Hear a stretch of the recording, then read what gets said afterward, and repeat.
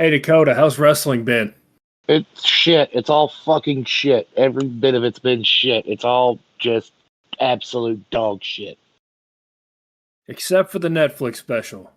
So It's the instead of covering Raw, SmackDown, Dynamite, Collision, Rampage, all those shows, we're going to change it up a little bit, review the Netflix special or the Netflix series Wrestlers, where it follows OVW and Matt Jones, Al Snow, and all those guys. it's the best thing in wrestling probably this month. Yeah, it's like the two major brands decided it's football season. We're just going to mail it in, or fire the top guy on their brand, either here or there. But Release some of the more popular wrestlers that have been with the company for years. yeah, I'm pretty on brand. Dakota shits on WWE. I'll shit on AEW. That we're shitting on everything. We're shitting on it all, except What for did Impact do? OVW. Can we shit on Impact? We got something for them yet? Sometimes I forget they exist. Good enough. Fuck them. Shit. Ring of Honor. It's good. It's good. Sometimes. Only because they've been calling up OVW guys. But anyways, let's go ahead and get into it. Let's give them a little background on what Wrestlers is first, because I'm sure not a lot of people. I don't think it was on a lot of people's radar, honestly, except for around our area. Yeah. So for the last few months, Matt Jones has been talking about this on Kentucky Sports Radio, so we've been kind of anticipating it for a while. But what the show is, Matt Jones and the mayor of Louisville, Mayor Greenberg, have bought OVW, and they were getting ready to go out of business, and they basically told Al Snow to get it in gear or it's going under. I'll leave anything out there. No, that's about right. It just kind of follows the summer buildup of Matt Jones and Greenberg's plan to try and make some money up to what they consider their WrestleMania, what they call the big one. Also, guys, check out OVW. It's on Fight TV all the time. And it's free for their weekly shows. Yeah, on Thursdays.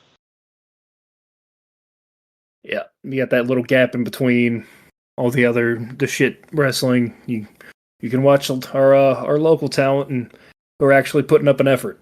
And there's halfway decent storylines in that too. And you've got some guys who used to be around from the Impact days on there. We'll get into them. But yeah, that's basically what the entire first episode was. It was painting Matt Jones as the bad guy. Turns out later on, he's not even the top two worst people on the show. No. But yeah, then it introduces us to some people. Me and Dakota have already been familiar with them, but Hollywood, Haley J, or Hollywood, whatever. And then her boyfriend, Eric Darkstorm, he might be the worst human on this show. You're not wrong. It takes a lot for me to call it the misogyny, but Jesus Christ, this dude was on one the entire time. I make the jokes I make for a personality just for jokes is I'm pretty sure this guy's mantra. Yeah. But you got a little backstory between Haley and her mother. It's a little weird, it's a little trailer park trash type shit. But yeah. Yeah, that whole dynamic is just weird to me. And somehow it just feels right at home from where we grew up. Yeah, it feels a little too Bullitt County. Speaking of Bullitt County, cash flow. The star of the show, in my opinion, the super upbeat guy from start to finish. It's hard to hate him. It really is. Yeah, I was even on this show, I was a little critical of him because we went and watched a pay-per-view and he didn't look too hot. But after watching the show, you got a little more respect for him and know his story and knowing where he came from. But yeah, absolute star of the whole show. You got to love his positivity and his outlook through the whole thing. I'm not trying to give too many spoilers, even though I just spoiled like the first 2 episodes. It's a review, so there's going to be some spoilers involved. We'll put that in the title, just spoilers. Yeah. But yeah, anything I'm missing from the first 2 episodes? Nothing I can think of. Shira is also another big main point of this, too. He was featured kind of heavily. Yeah. Which is, if you ever watch OVW, he's probably one of the best talents they have, in my opinion. He's got the look. He can move. Another former Impact guy as well. Impact, and I've already forgotten the name of the Indian promotion he was a part of that Impact funded. I think he's currently back in Impact. Last I saw, he made a couple appearances. He's on their website as part of the roster now. Yeah, that's a guy I wanted to see get a call up. The whole episode of him, or the whole like 15-minute thing of him just talking about his Nissan Maxima and how much he takes care of it was amazing. Man loves that car. And whoever broke his cup holder, you're going to hell. The worst human on this planet, whoever broke that man's cup holder. And then the stuff about his dad just really made you feel it too. Yep. Yep, and then he had an injury towards I'm skipping here, towards the very end of the show, and him not having the heart to tell his family that he was hurt was kind of pulled at your heartstrings a little bit too. Go ahead. If you're a wrestling fan, you need to check this out. Honestly, it's one of the best like put together kind of documentary shows I've seen in a long time. Yeah. Yeah, this is from the same people who did the Last Chance U, the cheerleading show. I forgot the name of that thing. It was just cheer, and I think they did something else too. I'm blanking on that, but yeah, they've shot multiple shows. All of them have been hits. And this is another one you definitely need to check out. Even if you're not a wrestling fan, honestly. Yeah, even not being a wrestling fan, it's definitely worth checking out. Just all the dynamics, the stuff about OVW. And, hopefully this does get OVW some business. They are the only other show that has a live weekly thing that's not AEW or WWE. And they're the last of the territories. Just a lot of history in that promotion, besides the 5 names everybody probably knows from wrestling. Yep. They were the class. You had the Dudleys there at one point for rehab assignments. Big Show was there.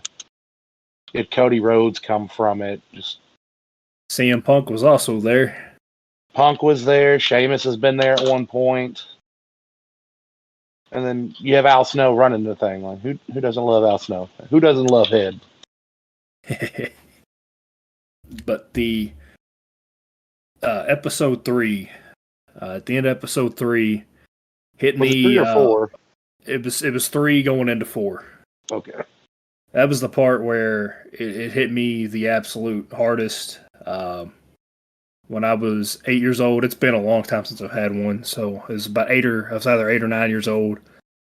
I had a seizure, and I've seen people have them, but like not like stress related like what I had. So whenever I actually got to see it on screen in person, it hit me really, really funny.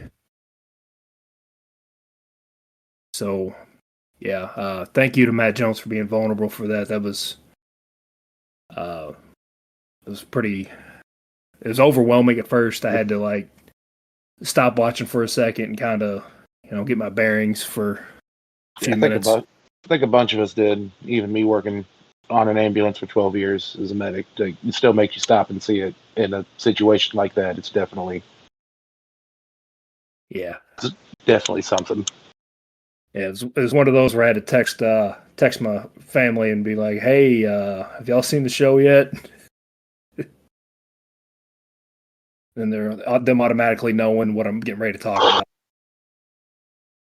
But yeah. Again, thank you to Matt Jones for being vulnerable enough for them to film that, and the film crew for not like putting the camera directly in his face and just kind of like checking on him, but like getting away from him at the same time, but still Yeah, in the shot. I thought they kept it at least tasteful. A lot of places yeah. would just take They the did camera it off very. his face. Yeah, it was very classy instead of like some reality TV bullshit of let's get as close as we can. Yeah, that that was nice. After going back and seeing the scene a few times on TikTok, it was kind of one of those where I was like, damn, they really did actually give a shit instead of like, oh god, he's having a seizure, just put a camera in his face. Uh, I thought everybody in that situation handled it pretty well, like getting him water, making sure he's sitting up. Yeah, they did everything they could. Yeah, not letting him drive home was the big one. But yeah, what am I missing here? The very ending, the last two episodes with Shannon the Dude and Al Oh, Snow and that build up, it was absolutely amazing. perfect. It was perfect. Uh, I started watching or listening to KSR religiously around this time, so like getting to see this play out on screen was kind of cool too. Yeah. Yeah, I'm not the biggest KSR listener because, well, I'm a Louisville fan. Comes Yeah, with the it's territory. hard to listen if you're not a Kentucky fan. If you're not a Kentucky fan, you listen to KSR every day. You're going to be punching air. Or just praying for a loss in basketball season because they just The KSR during basketball season is fucking you can't do it. the toxicity is pretty high. But uh, watching Al Snow cut a promo with Shannon and then taking it a step too far, like he stepped back into the Attitude Era days, was really, really fun to see. And then you get to watch a little bit of Al Snow wrestle too towards the very end, and man doesn't miss a beat. He looks more jacked now than he did in his prime. Yeah, I think having time away from actually wrestling and having enough time to focus on his health probably made a big difference in that. Oh, absolutely. The show does give you some storylines that you actually get to see play out in kind of a sped up version instead Yeah, of over the what was the total countdown at the beginning, like 125 days is right. supposedly covered. Yep. Pretty much their whole summer tour and everything get covered. So roughly 100 something days is what the countdown is. But you get to see the storylines develop, kind of the look on how it goes, all the drama and everything into it. Yeah, that was good to it see. it's just not one of the best wrestling things out right now. It's probably some of the best TV out right now. Yep. But the good news that happened after the show was OVW had their first sellout in about 8 years for their regular weekly wrestling show. Yeah, excuse me. Which is absolutely fantastic news. It's we get OVW around a little bit longer. Growing up out here, like OVW was kind of a big thing for the longest time. Yep, that's where I got my Undertaker autograph picture at was from OVW, and yeah, I had a couple other autographs that just either disappeared or the Colt Cabana one got thrown away. Not my choosing, but it got tossed. Remember going all the time. My grandpa, before he passed away when we were real young, we'd go to Davis Arena all the time, watch stuff. I remember seeing John Cena and all them wrestle in our old high school's gym at one point. Man. Yeah. It's nice to know we get to keep them a little while longer. Yeah, they said here in a couple of weeks, if everything keeps taking off the way it is, they're going to get a season 2. I would absolutely love a season 2 for it, just for the more story and everything else about it. I want it for more selfish reasons. I want to see our boy Donovan get on You know, TV and get the recognition he deserves. absolutely. You do get to see him for maybe a total of 38 seconds this whole series, so Donovan did make it. Yeah. He probably would have been in a little bit more, but this was around the time he had a broken foot, I believe. Broken foot, and he was just now starting to get in the ring, really, on TV. Yeah.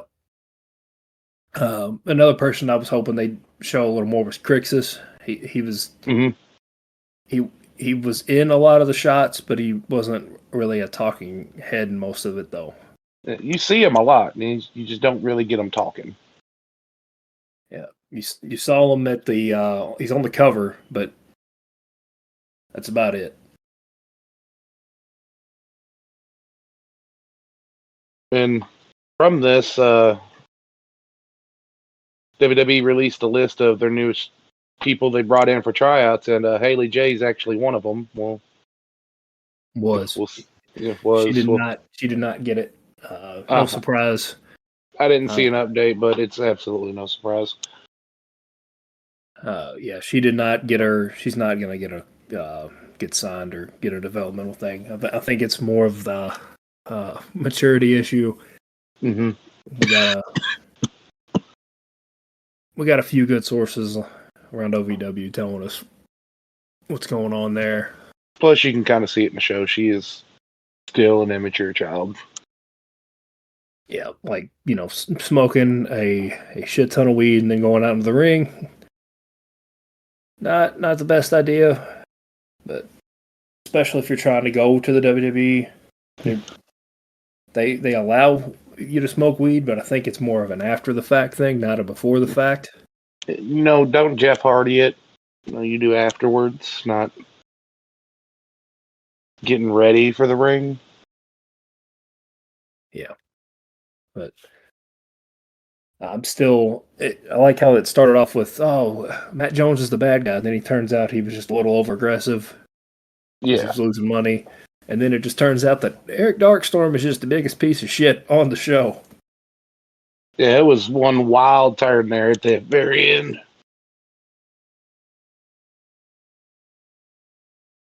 Yeah. Him kicking the door of his girlfriend's car, and they're still together. Like, what kind of... I don't know. What kind of Jerry Springer shit is this? There's jokes to be made. That I'm going to let recorded, but there's jokes to be made. The funniest part of the whole thing was him saying, "Oh, I told Matt Jones to kiss my ass, and I about fought him," while he's in his early 2000s Corolla with a hole in the door. Oh my god, it's 90% of that dude talking's in this beat to shit car. Yeah, the start of the show is him talking shit on Matt Jones, and then it just pans out on the side of this dude's car in the best shot of the whole show. He's like, "Yeah, I don't like the disrespect Matt Jones is giving me. I did all this, this, and this," and it zooms out, and you see the piece of shit car he's sitting in and talking shit. Golden. It was perfect. But yeah, the show overall, if I had to give it a scale out of 10, I'd definitely give it an 8.5. There's a couple parts where it kind of drug out, but it was they got us right back in. But yeah, this was a very entertaining show. I'd even recommend this for people who don't even watch wrestling or like wrestling. You just kind of get a look into what it looks like outside of WWE and AEW. I agree. I'd give it about a 8.5, 9 myself. Just like you said, even if you don't like wrestling, just documentary, drama, whatever. It's got everything you want, really. Yeah. Oh yeah, the one part, the Haley J and the mother match. This is the one part I meant to throw in here. I thought they would cut away when it got really bloody, and it didn't. They stuck with it. Yeah, I thought they would as well, but no, they kind of showed it in all its glory. But yeah, that was wrestlers. Each episode's about an hour long. There's about 7 episodes. Definitely recommend it. So it's easily the bright spot of wrestling this month. Right. I hear the dog in the background. He's crawling like right up to my face, dude. But WWE released, to transition before we get out of here, WWE released a handful of talent here the last couple of days. Let me run through the list here. It's a painful list. Yeah. They got our boys. They got Mustafa Ali, Emma, Rick Boogs. That one hurt the most. Aaliyah, Elias, Riddick Moss, also Madcap Moss, Top Dollar, Shelton Benjamin, Dolph Ziggler, Dana Brooke, Mansoor, Mace, and then a handful of NXT people that I'm not really sure who they are outside of Shanky. But they got rid of Ziggler, man. Like that one got me the most. Oh, and Matt, did you say Matt Riddle? Oh, I didn't say Matt Riddle because that was the last one, and that was the most telegraphed one, honestly. Yeah, Riddle's gone. We kind of saw that one coming. But Ziggler, I did not see coming. Like, anytime WWE needed something from him, that man stepped up and did it to perfection. Yeah, he 20-year career with this company, never went anywhere else. Yeah, John Cena even paid his respects online for his career in WWE. A lot of people did. Well, yeah, but whenever it's the face of the company for the last 20 years, arguably the GOAT. Not my GOAT, but somebody's. You got to put him up there, top 5. He's 5th. I ain't giving him 4th. Mount Rushmore Jason. Yeah, he's the Mount Rush. He's the Mount Rushmore honorable mention. They put him at the base of the statue. He's in the gift shop. But yeah, Matt Riddle. As soon as the merger happened with the UFC, you know he was gone. Oh yeah. Well, is Ezekiel still there at least, or nope, he's gone too. And that was another one that hurt too. You got rid of Elias and Ezekiel? It was fucking rude. Elrod and all of them. Whole family gone. God damn it, that man had a family. But yeah, they're all gone. How long until we see any of them in AEW? We got to wait 90 days. The only one I truly really see maybe would be Ziggler, just to go spend some time with his brother there. Yeah, I definitely see Shelton Benjamin making an appearance. He might be a backstage guy, though. Kind of like what Big Show's doing now. Shelton Benjamin's the most underutilized wrestler I think I've ever seen in my life. Outside of that one legendary Intercontinental title run, that's it. He deserved more. Yep. Elias, it's World Wrestling Entertainment. He was the E. One of the most entertaining guys that they've had in a while. Who could play guitar. Every time he was on screen, he had heat. Like, he got the crowd into it every time he was there. The whole feud with KO was amazing. I don't know why they needed to let him go, but a guy who looked like something Vince McMahon cooked up in a lab, Rick Boogs. I don't know why they let him go either. They just had him in a Slim Jim commercial. I'm pretty sure. No, it was a Snickers protein commercial. You're gonna say what? Didn't they just use him for something? Yeah. Used them for a protein commercial. But yeah. Sorry if you tuned into this episode thinking this was going to be a fun one. No. There's no fun. There's no fun right now. Bunch of shit. And then a Netflix documentary. So. Shit. We hate it here too. It's all been fucking mailed in. All the wrestling shit. Is anything breaking important even Oh, go ahead. Judgment Day has retained their titles, but they keep getting jumped by all the faces in the company. So there's that. I've seen this before. Yeah, so we're gonna get the same 14 weeks in a row, as a matter of fact. Yeah, but at least this time, the baby faces got the one up on them. But there's 5 of them and 3 Judgment Day people because Nia Jax killed one.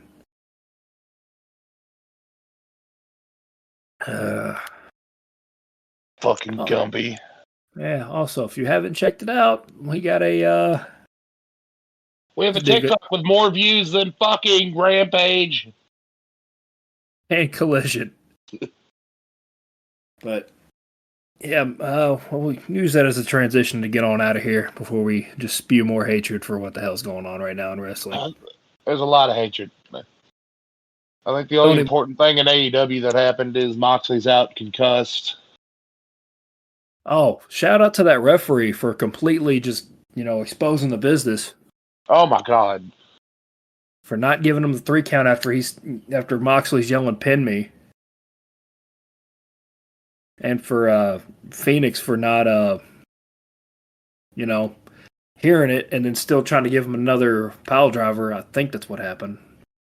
Say when Moxley recognized that he's fucked up and can't get out into saying we got to go home, and you're not understanding, like, what the fuck are y'all doing? For once, this isn't something I can hate on Moxley for. He tried to do it right. Yeah, the same dude that put skewers in his head is saying that he's messed up. When he says he's messed up, we have problems. Got red flags going off, buds. More red flags than a Tinder profile. But we're going to get on out of here. Make sure you follow us on TikTok at Pop This Potty for the Cheap. The best name on TikTok. And check out that Nia Jax video. Also, we put out an edit for Braun Breaker. Not going to lie, it's probably one of my favorite videos I've ever made on there. So make sure you check that out. Beautiful spear. Also, make sure you give us a follow and a like on X, formerly known as Twitter, at Cheap Pop Productions. Same for Facebook, Cheap Pop Productions. And on YouTube, we're got a new series of videos coming with the Banter from the Cheap Seats. Another great podcast. Make sure y'all check that out. We're covering college football and the NFL. But yeah, be out tomorrow. Yep. It'll be out tomorrow night or Wednesday morning, one of the two. Either way. But yeah, we'll get on out of here. With all that being said, this is such good shit, and this is Hook signing out. Before we go, I just want to let you all know, all you gentlemen, fine gentlemen listening in relationships, you're a better partner than Eric Darkstar or whatever the fuck his name is from OVW. And this is Dakota. We sign it out.